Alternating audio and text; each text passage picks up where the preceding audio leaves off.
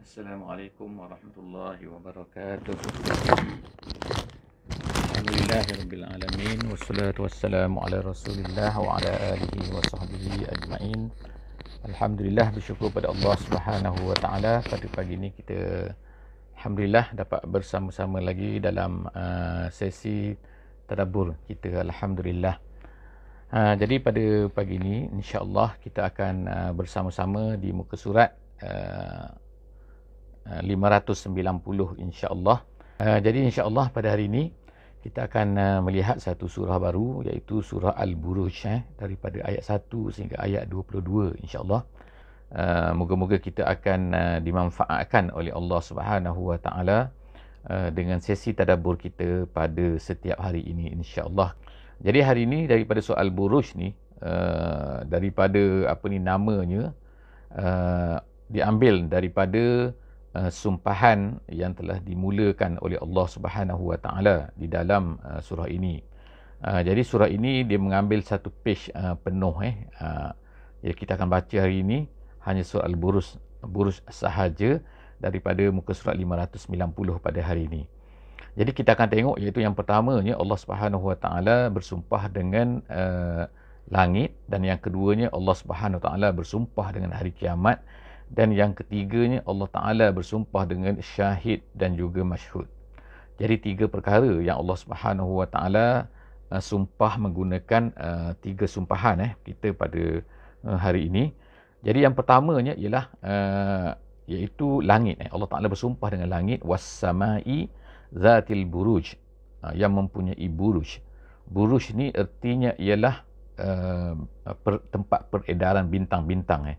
Buruj ni asalnya namanya adalah bermakna istana ataupun rumah besar. Rumah besar, itu buruj, iaitu manazil. Buruj ni maknanya rumah-rumah.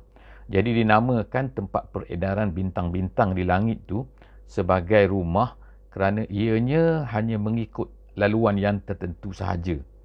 Sebab itulah sejak daripada zaman Nabi SAW lagi telah ada manusia ni melihat kepada tempat perjalanan bintang-bintang, dan dinamakan mempunyai 12 tempat peredaran bintang-bintang, ataupun dia kata planet ke dan sebagainya lah, apa yang ada di langit tu. Jadi lahirlah nama yang sekarang ni manusia menggunakan sebagai zodiak dan sebagainya tu. Iaitu ada bintang Piscesnya, ada bintang Cancernya, ada bintang Capricornnya, dan macam-macam lagi. Itu adalah merupakan Al-Buruj tu, iaitu buruj bintang. Itu yang pertamanya. Jadi Allah Subhanahu Wa Taala bersumpah untuk menunjukkan kekuasaan dia. Dia berkuasa, maknanya dia yang menentukan tu.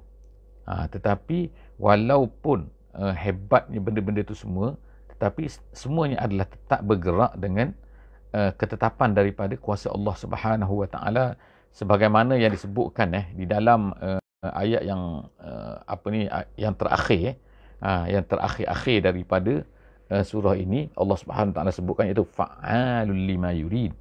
Allah Taala tu boleh buat apa yang dia nak. Itu yang pertama. Yang keduanya, wal yaumil mau'ud, dan hari yang dijanjikan. Hari janjikan itu hari kiamat lah. Dan yang ketiganya ialah wasyahidin wa masyhud, iaitu syahid. Artinya syahid ni ialah ar-ra'i, artinya orang yang melihat. Apabila orang tu melihat, maka kita panggil dia adalah penyaksi.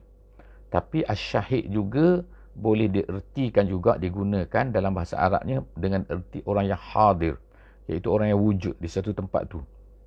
Seperti dalam surah Al-Baqarah, Allah SWT sebutkan, faman syahida minkumus syahra falyasum. Sesiapa yang hadir pada bulan Ramadan tu, maknanya dia wujud pada bulan Ramadan, maka hendaklah dia berpuasa. Jadi dalam ayat ni syahid wa masyhud. Syahid ni mana yang menyaksikan. Masyhud artinya ialah yang disaksikan. Jadi apakah dia yang disaksikan, apakah dia yang menyaksikan tu? Dalam isu ini, bukan dalam isu ini, dalam perkataan ini terdapat lebih daripada 20 pendapat ulama, sebagaimana yang dikatakan oleh ahli-ahli tafsir.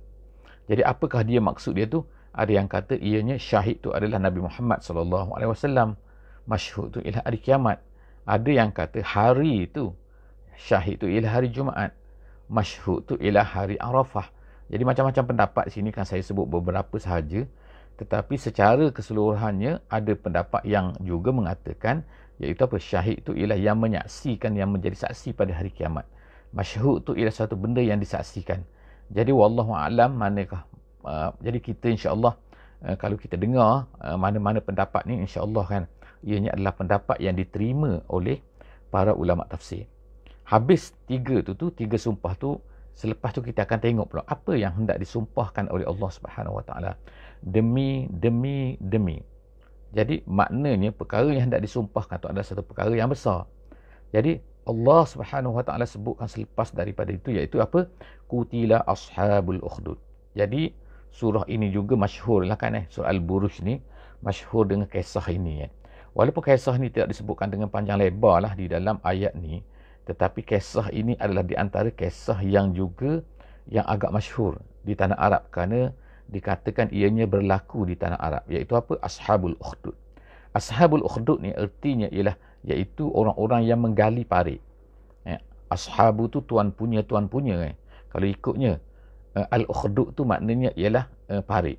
Parit iaitu Ukhdud ni ialah satu parit yang panjang, yang lebar, yang luas, iaitu dibuat oleh Ashabul Ukhdud ni. Jadi dalam kitab Riyadhus Shalihin tu ada satu bab, ada satu hadis. Hadis tu agak panjang berkenaan dengan sabar tu. Hadis tu hadis nombor 30 Ada yang ke-30 dalam Riyadhus Shalihin. Hadis tu iaitu berkenaan dengan kisah seorang budak dan juga tukang sihir yang masyhurnya.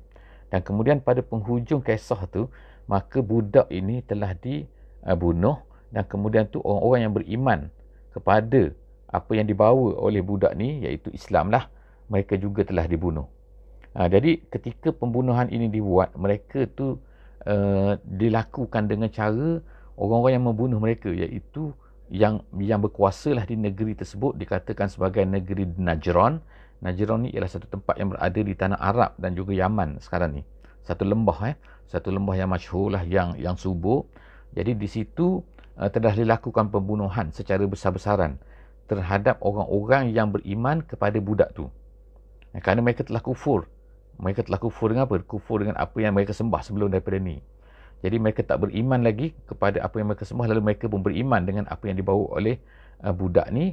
Lalu budak ini, lalu mereka ni telah dibunuh di dalam lubang-lubang, iaitu lubang-lubang yang digali di jalan-jalan, kemudian dinyalakan api di dalam tu, kemudian mereka telah dicampakkan. Dan menurut satu hadis, iaitu mereka ni sebelum lagi mereka ni sampai kepada api di bawah tu, malaikat telah mencabut nyawa mereka. Jadi artinya sebelum mereka sampai kepada api, mereka telah mati. Jadi mereka tak merasalah kesakitan ataupun penyiksaan yang diinginkan oleh penguasa di tempat tersebut pada masa tu. Jadi itu Ashabul Ukhdud, iaitu orang yang duduk tu. Jadi mereka ni, Allah Ta'ala sebutkan mereka ni menggali parit-parit yang besar tu, yang panjang tu, dinyalakan api, kemudian dicampakkan tu. Jadi mereka buat macam tu, Allah Ta'ala laknat mereka. Kutila artinya dilaknat. Dilaknatlah orang-orang yang telah menjadi penggali-penggali parit tu. Dan kemudian Allah Ta'ala kata An-nari zatil waqud. An-nari zatil waqud, iaitu api-api. Ukhdud mereka tu, mereka buat tu, kemudian mereka telah buat apa itu? Api-api yang dinyalakan, yang mempunyai bahan-bahan nyalaannya. Kemudian tu izhum alaiha qu'ud. Dan mereka ni pula memerhatikan, duduk keliling tu kan, dikatakan dengan kursi-kursi siap, maknanya mereka duduk di situ. Untuk apa? Untuk melihat penyiksaan yang mereka kenakan kepada orang ni. Jadi Allah Subhanahu Wa Taala kata sini, wahum ala ma yaf'aluna bil mu'minina syuhud. Mereka tengok, bukan mereka tak nampak, bukan dibuat dalam penjara, tak kan, tapi dibuat di depan-depan mereka tu. Dan mereka tu suka hati pula tengok tu, bergelak-gelak ketawa dan gembira pula kan. Jadi Allah Subhanahu Wa Taala sebutkan kemudiannya, iaitu apa? Kenapakah orang-orang yang beriman ini diseksa begitu rupa? Apakah salah merekanya? Allah Ta'ala kata, وَمَا نَقَمُوا مِنْهُمْ إِلَّا أَنْ يُؤْمِنُوا بِاللَّهِ الْعَزِيزِ الْحَمِيدِ. Mereka itu tidak dibakar. Naqamu di situ artinya ialah dibakar. Dibakar ke dalam api itu. Mereka itu tidak kerana lain, tapi hanya kerana mereka ni beriman. Bukan mereka bunuh orang, bukan mereka ni rogok orang, bukan mereka ni rompak orang, bukan mereka ni menyusahkan orang lain pun. Mereka beriman je. Jadi Allah Ta'ala sebut sini kan, tengok kan, nak katakan apa salahnya? Samalah juga dengan Nabi kita Muhammad sallallahu alaihi wasallam. Nabi tu berada di Mekah tu kan, apa dia kacau je? Dia hanya berdakwah, dia hanya bercerita, mengajak kepada benda yang benar. Jadi, yang kamu ni susah hati sangat ni kenapa? Sampai bersungguh-sungguh dengan mesyuarat. Berapa kali, berapa puluh kali mesyuarat orang-orang kafir ni. Bagaimana untuk menghalang ajaran Nabi ni daripada sampai kepada manusia, daripada sampai kepada orang Arab yang datang untuk buat haji, buat umrah dan sebagainya. Jadi, mereka ni bekerja bersungguh-sungguh. Jadi itulah yang pelik tu. Jadi Allah Ta'ala sebut kat sini kan, wa ma naqamu, satu benda kepelikan lah kan. Mereka ni diseksa, dinyalakan api, dibakar, tidak lain hanya kerana mereka itu an yu'minu billahil azizil hamid. Mereka yang hanya beriman. Beriman kepada siapa? Kepada Allah yang aziz, yang hamid. Sepatutnya mereka memuji Allah. Sepatutnya mereka mengakui kekuasaan Allah Subhanahu Wa Ta'ala. Tapi mereka nak lawan Allah ni. Jadi allazi lahu mulkus samawati wal ard. Allah tu berkuasa, Allah tu maha hebat. Mereka nak lawan. Orang-orang yang nak mengakui Allah ni, ketuhanan Allah ni, tiba-tiba mereka nak lawan buat macam tu. Jadi Allah Ta'ala kata dia tu memiliki langit dan bumi. Mulkus samawati wal ardi wallahu ala kulli syai'in syahid.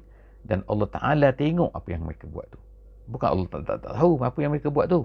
Ala kulli syai'in syahid. Semua benda tu Allah Ta'ala tengok kan. Kemudian innal ladzina fatanul mu'minina wal mu'minat. Allah sekarang beri ancaman.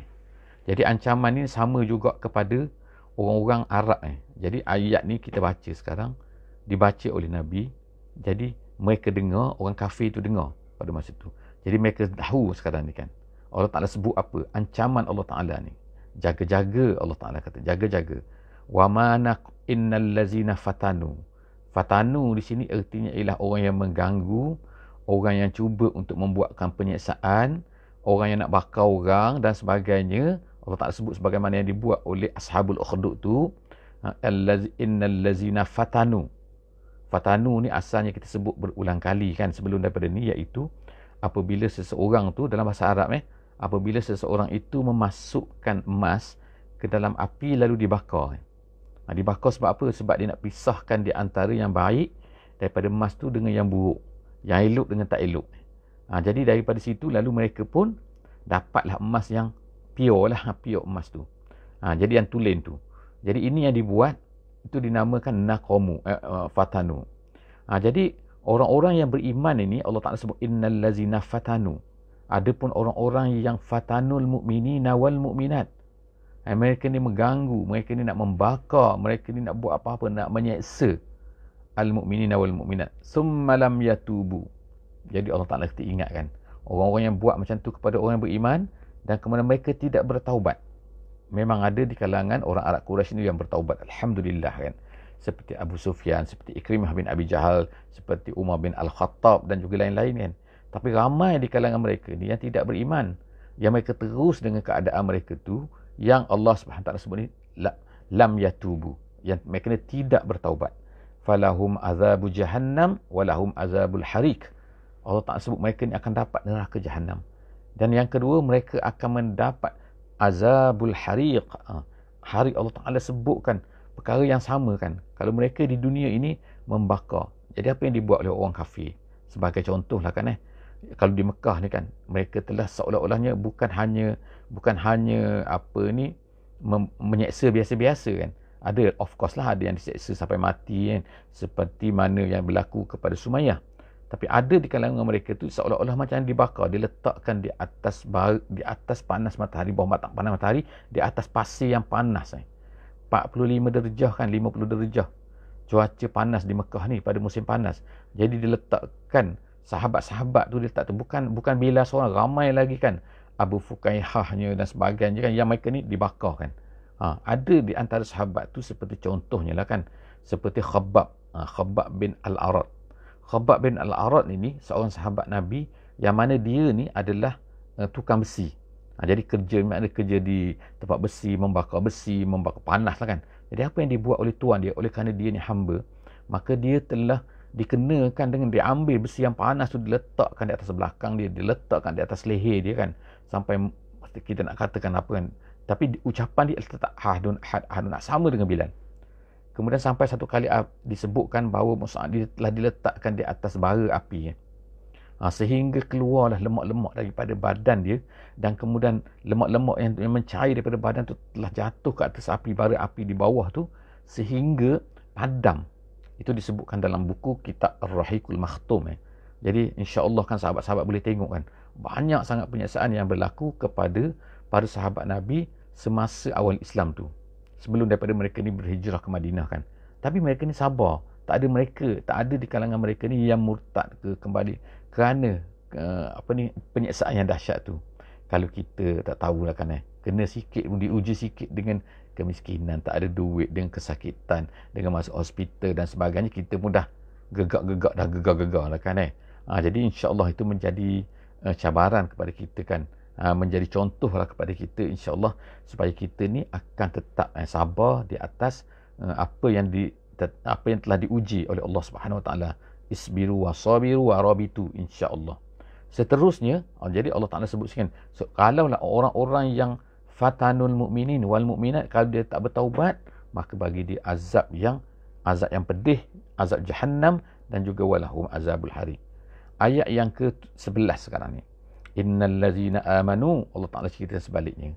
Adapun orang beriman, ini adalah untuk tasliah lah kepada para sahabat Nabi semua kan. Orang-orang yang beriman pula dan beramal soleh, lahum jannatun tajri min tahtihal anhar. Mereka ni akan mendapat syurga yang mana mengalir di bawahnya sungai-sungai. Zalikal fawzul kabir, itulah kejayaan. Jadi sekarang ni Allah Ta'ala cerita pasal kejayaan kan. Mereka ni yang berjaya. Tapi kalau ikut dari segi zahir pada masa tu, mereka ni diseksa kan, berjaya macam mana kan. Jadi sebab itulah kita ni kan, kalau janganlah kita ni, kalau kita ni berjaya, kita menjadi seorang Muslim, kemudian kita ni berjaya dalam bisnes ke, berjaya dalam pelajaran ke, berjaya dalam kehidupan ke, kita jangan rasa, tengok ni kan, aku sebab Islam ni aku berjaya.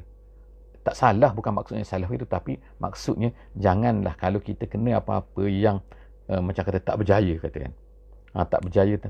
Jadi kita misalnya bisnes tak jalan kata. Kita dah beriman kuat, kita dah bersama kan, dalam amal Islam, buat kerja Islam, masya-Allah kan. Tapi tiba-tiba kita ni kan pelajaran macam tak bagus. Ni bukan sebab kita tak study, kita dah study, tapi pelajaran entahlah Allah Taala beri macam tu kan. Tiba-tiba bisnes tak bagus, tiba-tiba sekarang coronavirus kan, tiba-tiba kita ni jadi miskin dan sebagainya kan.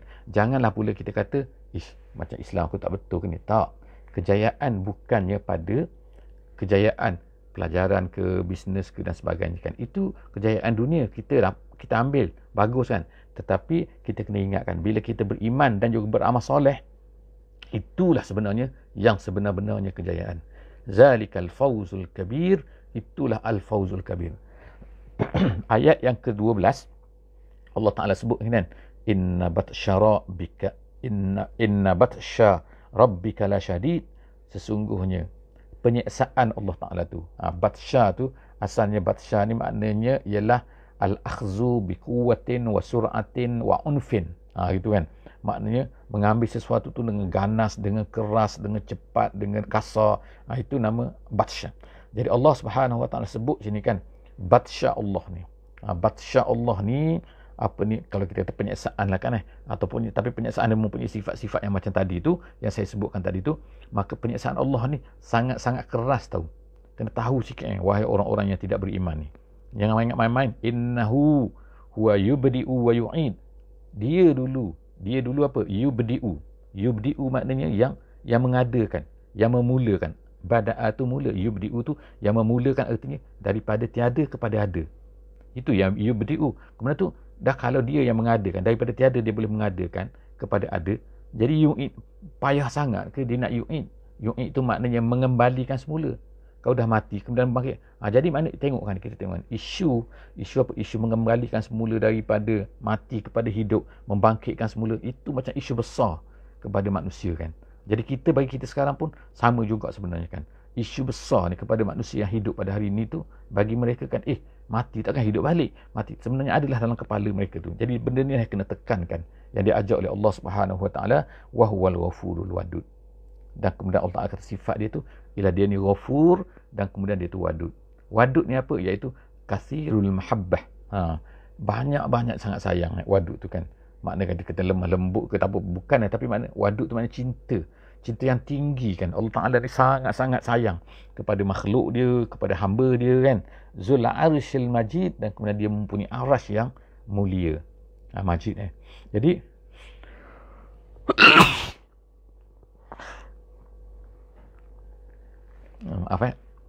jadi okey, Zul Majid, Allah Subhanahu Wa Ta'ala ni mempunyai arasy yang majid Apa dia arasy ni? Bentuk arasy tu ataupun bagaimana yang sebut sepah daripada dia akan sebut apa kan? Lauhul Mahfuz kan. Lauh, apa dia benda-benda ni semua? Benda-benda ni tidak ada hadis yang sebutkan tidak ada sebut hadis yang sahih lah kan. Sebagaimana kata Syekh Tantawi yang menyebutkan sifat-sifat ni kan. Walaupun adalah di kalangan sahabat tu kan yang menceritakan benda-benda ni, tapi yang kuatnya tak adalah kan bagaimana sifat dia ni besar langit bumi dan sebagainya. Itu wallahu alam bisawab Jadi kita akan sebut sini kan Allah Ta'ala ni mempunyai, kemudian ayat yang ke-16, fa'alul lima yurid. Fa'alul lima ni maknanya dia ni adalah, dia panggil mubalaghah. Mubalaghah daripada apa?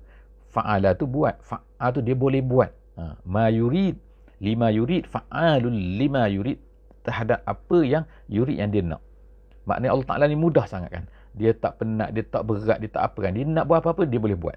Walaupun benda tu banyak kasrati, kata dalam tafsir katakan, walaupun banyak, kalau kita banyak benda, semua benda bergerak kan, bukan gitu bukan kita seorang saja. Kita seorang, dalam kita seorang ni pun ada jantungnya, ada paru-parunya, ada pun semua tu ditentukan oleh Allah Subhanahu Wa Ta'ala. Itu baru kita seorang. Manusia lain lagi, berapa bilion manusia lagi, kemudian alat-alat lagi kan, kemudian binatang lagi, serangga lagi yang duduk dalam hutan yang kita tahu, semut yang sedang bergerak sekarang, berjalan sekarang mencari makan.